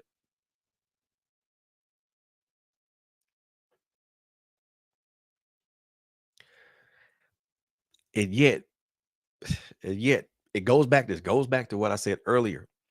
Goes back to what I said earlier about about about black men not black men not being fathers to their kids, to their children. How you gonna teach that young man how to be, how do you gonna teach that young man how to be respectful to a woman, or how to treat a woman if you're not present? How you gonna teach your daughter to how you gonna teach your daughter to know how she's supposed to be treated and respected as a woman if you don't teach, if you don't show her, if you're not the example? And again, I'm not saying this to be berate anybody, because again, that's me too. Everything I talk about, everything I'm saying right now, I'm not immune. I'm not immune to that. I'm not immune to any of this. But brothers, how are we going to teach our kids, our sons and our daughters, to be better human beings if we are not there to teach them how to be better human beings? First of all, it starts with us as men. It starts with us as men to go into those deepest recesses of ourselves, address those things within ourselves, and heal ourselves.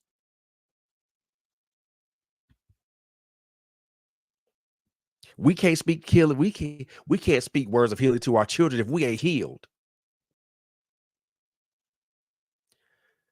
I can't speak words of healing to my daughter if I'm not healed. I can't speak words of healing to my son if I'm not healed. I can't speak words of healing to nobody if I'm not healed. Or if I'm not at least on the path toward healing. How can I speak to my son?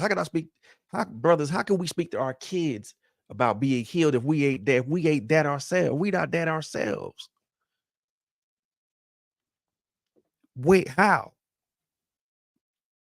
If we ain't healed, we could teach our kids how to live in dysfunction, how to live in chaos, how to live in toxicity. But if we're not teaching if we're not healed ourselves, we can never teach our children how to heal.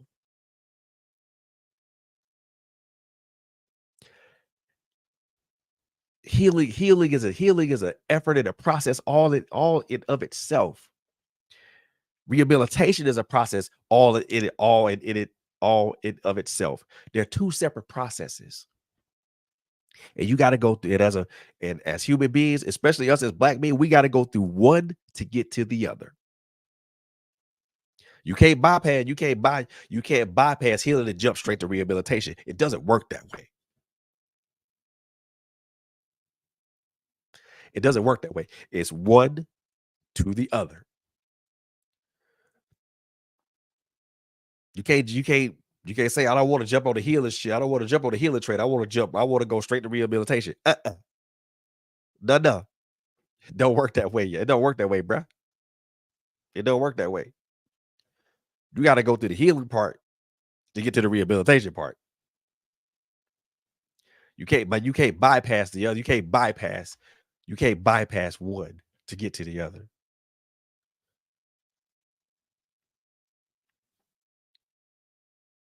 How you go give a young man or a young sister a young man or a young woman knowledge about the things of this world if you don't know shit. The experiences that put like this, the experiences of our lives is knowledge enough, because our experiences are something, or they are lessons and stories that we can pass down to our children and let them know, hey, look, I see the route you going. I've been down this road. I don't want you to go down this road. Here's what I need you to do. This is the way I need you to go. And believe it or not, our kids are up under a lot of pressure. There's pressure to perform. There's pressure to be great. There's pressure to be all that they can be. And a lot of that pressure comes from what? Comes from us as parents.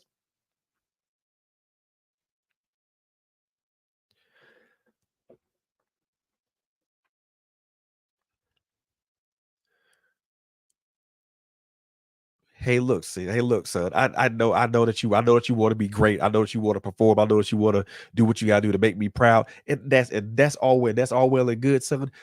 But I need you to take time for yourself. I need you to pull away from this for a minute. And I need you to pull away from this for a minute and, smell the roses, smell the flowers. Hey, daughter, I see that I see what you're doing. I know that you're out here trying to do the best you do everything that you can to try to make me feel happy, make me feel like I'm proud of you, baby. I'm proud of you regardless. We need to tell this to our sons and our daughters. Son, I'm proud of you regardless.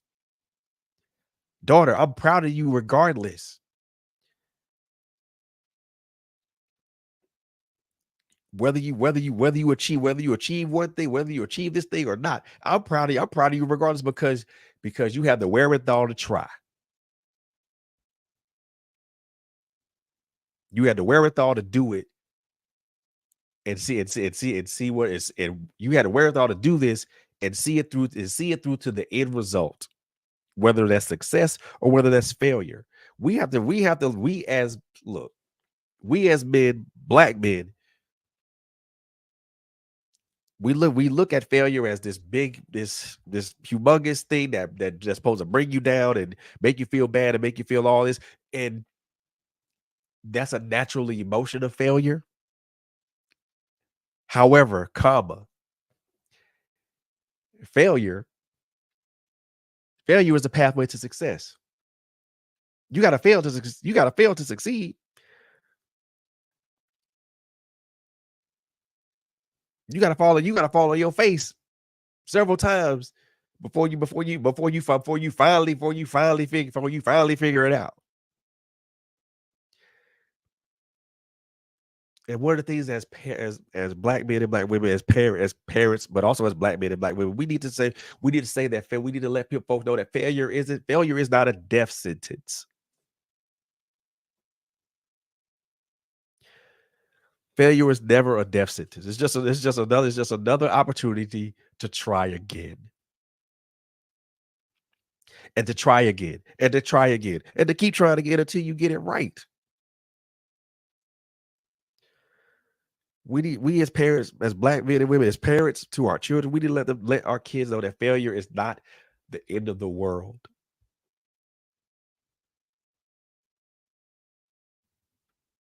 You tried, you failed. I'm gonna celebrate you anyway because you tried. I'm not gonna make you feel bad because you failed. I'm gonna celebrate you because you tried. Now, in the midst of our celebration, we're also gonna look back. We're also gonna look at analyze and see where you went wrong and make adjustments to where the next time that you next time you make an attempt at trying, you'll succeed. And if you fail, then guess what? You'll learn the lesson. You'll learn the lesson. You'll learn the lesson in that and apply that lesson to the next attempt.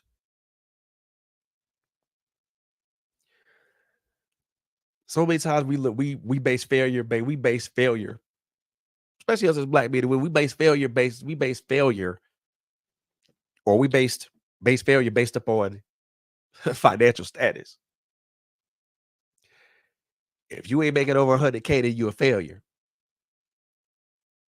If you ain't got this many followers on your Instagram or your Facebook or whatever, you a failure. If you ain't got this, or you ain't got that, or you ain't rolling, you ain't got a pair of Jordans, or you ain't got 20, you ain't got 100 pair of Jordans, you a failure. If you ain't rocking Louis or Gucci or driving a foreign car, you a failure. What? What?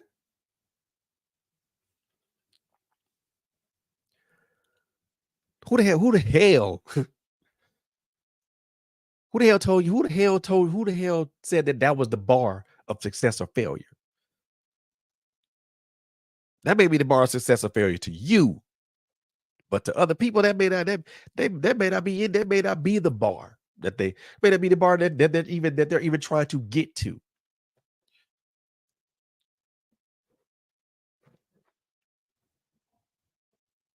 If you can't take me to Ruth Chris or Steak 48 or anywhere else, then you above. You're a broke ass nigga. You're a dusty. What?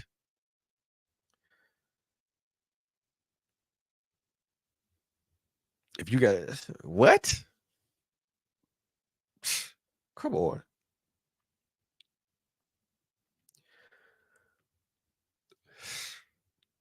we got guys, we gotta quit. We gotta quit. We gotta quit this crap. To look at somebody, this goes to men and women. To look at somebody and judge them based upon appearances is dead ass wrong.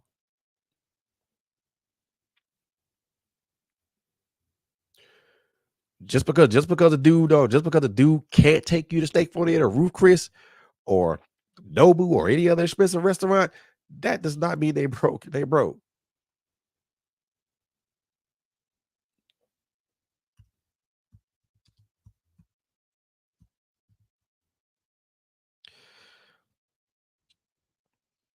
Just because a dude can't do that or take you shopping to get Chanel and Birkin, what the world?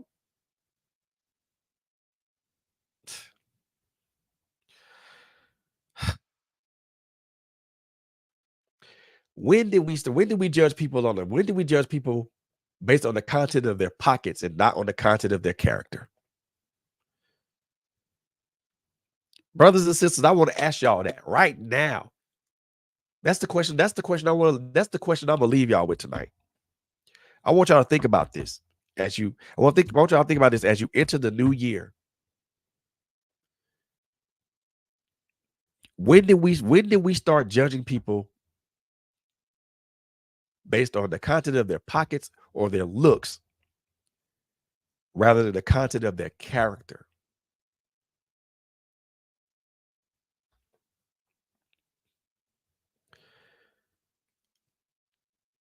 If you base people off what they can give you, what they can supply to you, or what they can give you, what the content of their bank account,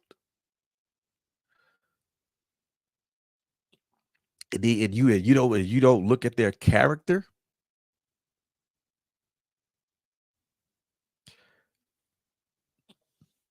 that's a poor assessment of a person because you're looking at something that's superficial instead of looking deeper inside.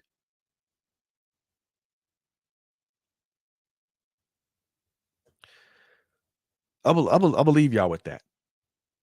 If you gotta judge if you're judging somebody based upon the content of their pockets or what they can give you, and you're not and you're if you're and you're not looking at them based on the content of their character,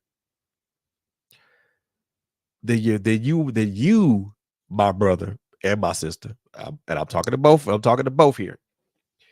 That you are a poor judge of people because what you looking at is superficial, and for you to refuse to take the time to see somebody on the inside, you do that person you do yourself and that person a grave injustice because you never know. You never know. Brothers, I want to leave y'all with this. I want to leave y'all with this. In the in this day, in this year, this coming year, and I won't be saying this. I'm saying this because I'm something I'm doing as well. And this coming year, 2024, I want you to look deeper in yourself. I want you to look deeper within yourselves. I want you to get down to that little boy that dwells within you, and I want you to embrace that little boy.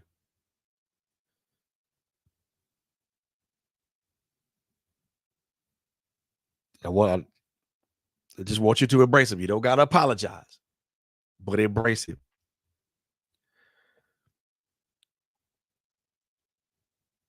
I want us to make a vow. I make a vow to be better,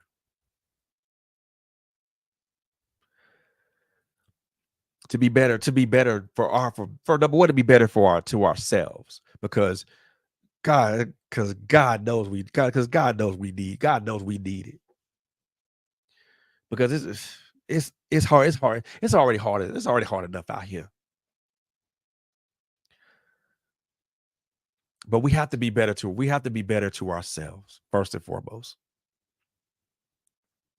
We got to be able to heal ourselves and get to that next stage. We got to be able to heal us, be able to be healed and go to the and graduate to the rehabilitation stage.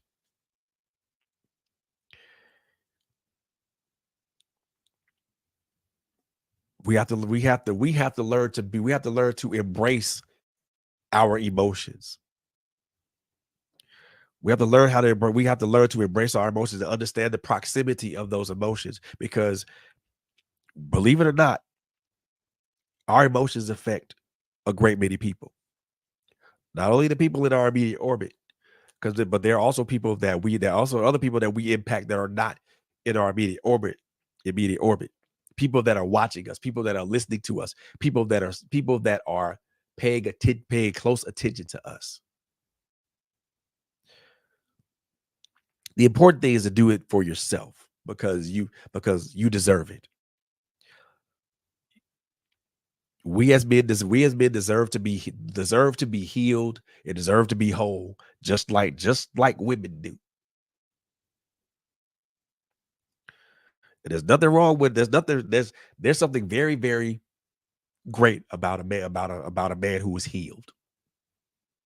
Something very, very wonderful about a man who embraces his empathetic side and his sensitive side. Something very wonderful about that. Being able to have a man around you that's empathetic but also sensitive allows you as a woman to be able to tap into that. Tap into that in a good way, not a negative way.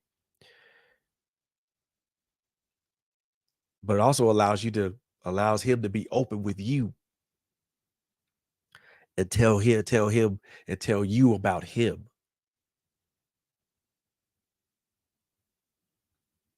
A lot of people say a lot of men, a lot of women say that they want safety. I get that. But safety and security means a great many things to a great many people. What does security and safety mean to you? Emotional safety, emotional security, physical safety, physical security, financial safety, financial security. What does it mean to you?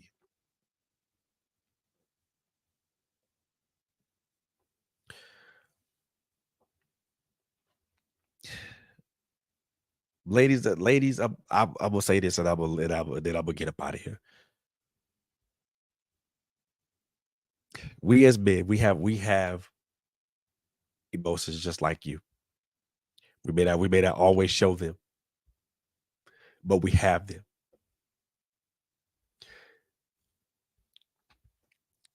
Our emotions are not always anger and despondency and desperation. A lot of us as men out here in these streets, and I'm one of them. We cling on to hope. We cling on to faith. We cling on to the hope that every day that we walk on this earth, that every day that we take to address ourselves and work on ourselves, that it gets better every day, each day. We hold on to the faith, knowing that God is walking with us every step of the way, and knowing that He won't leave us or forsake us. He's carried us. So no, a lot of us has been our emotions aren't anger and despondency and despair. A lot of us hold on to hope. A lot of us hold on to faith.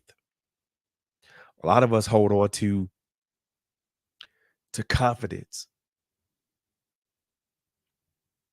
A lot of us hold on to the fact that just living on this planet, living on this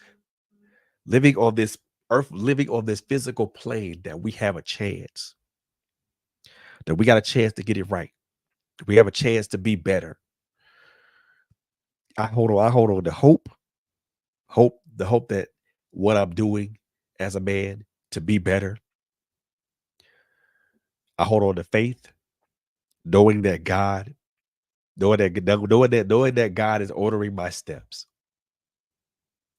and that by me walking in faith, I know that I will get to my expected end. I will get to that I will get to that better person. And I have the confidence in knowing that I will be that better person. Gentlemen, I want you guys to hold on to this thing. I want y'all to hold on to that. I want y'all to hold on to that hope and that faith and that confidence. I want you guys to hold on to that because those are things that's going to get you through.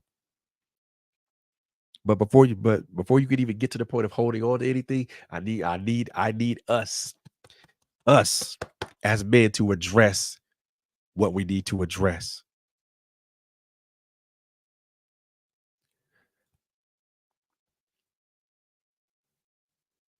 Shake that thing off you, bro. Shake that thing off you, bro.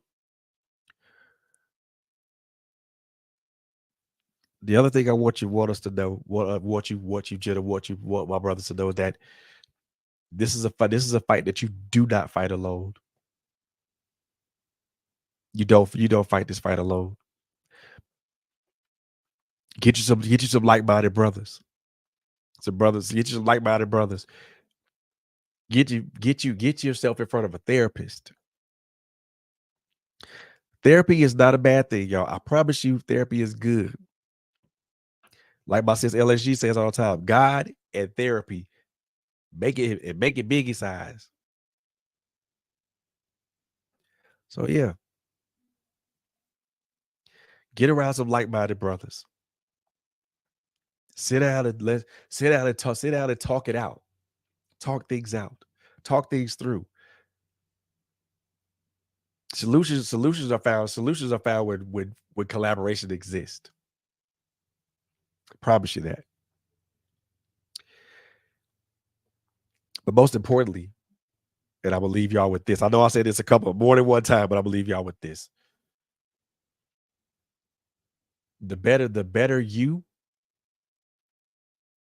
dwells inside of you. And if you and you have to be able to, you have to see that. Brothers, I'm gonna tell y'all this. I love you. I love you. And I truly mean that. I love you. Sisters, I love you. And I truly mean that. So I'm gonna get up out of here, but before I do, let me just throw some announcements out here right quick. Tune in tomorrow for LHG for Critical Conversations. She's gonna have a year end special episode. She's gonna talk about a whole bunch of stuff, break down the year of Critical Conversations. And we're in. She's gonna have a good time, and we're in. We play. We in. She plans on having a good time. So if you want to meet her in the chat, by all means do so. If you want to meet her in the studio, by all means do so. So most definitely, hey, most definitely take in that. Again, behind the Iron Kai is every Monday, 11:30 to 1:30. Sofa chats with T and K every second Wednesday to T Way to the point. Every T Way to the point every first Wednesday. And y'all know me. I come in when I can. Usually Mondays and Thursdays or Fridays if I'm able to. Um, but yeah, 2023 has been a tough been a great been a good year, but also been a tough year for a lot of us, men and women alike. What I want us to do as black men and black women is to learn the lessons that is to understand and take in the lessons that we learned from this year and apply those lessons to the next year. So that way we can continue on the path of being better people. Because we can be better people too. We can be better towards each other. I know this. But both us as black men and black women, we have to want to. And wanting to means It doesn't mean change. It doesn't mean changing a narrative. We've tried to change the narratives about us for ages now, and it hasn't worked. It's time to rewrite the narrative about us. Rewrite the narrative of how we coexist and interact with each other. That's all I got. I love y'all with it. I love y'all. I love y'all to life. I love y'all to live. Um, make sure that you tune into all. Make sure that you tune into LSG tomorrow for critical conversations. Like I said, she's this is the year she's gonna end off the year of critical conversations with a bang. And I will most definitely see you guys in 2024. As I always like to say with these podcasts, man, I want to tell y'all with these shows I do, um, I do about a love and I do about a respect for us as men and women. I don't do this to harm anybody or to berate anybody. What I say is strictly out of love and concern and care. But I also want us to understand that there are things that we as men and women need to address. As I always say, as I end these shows, number one, take care of each other. Number two, be good to each other. Number three, it's a crazy world out here, y'all. So please, above all those things, please, y'all just be careful out here, especially this weekend. Everybody arrive safe. Everybody get to their destinations to where they're going safe, and everybody arrive back to their home safe. I love y'all. I love y'all. I love y'all. I love y'all. And I will most definitely see y'all on the next one. Gonna take you home with a video called Real Talk. It's a video I made a while back. It's called Crossroads. So, but I want y'all to I want y'all to see this video and just understand where it's coming from. I love y'all. Y'all be good. Y'all be easy. Y'all take care. Peace.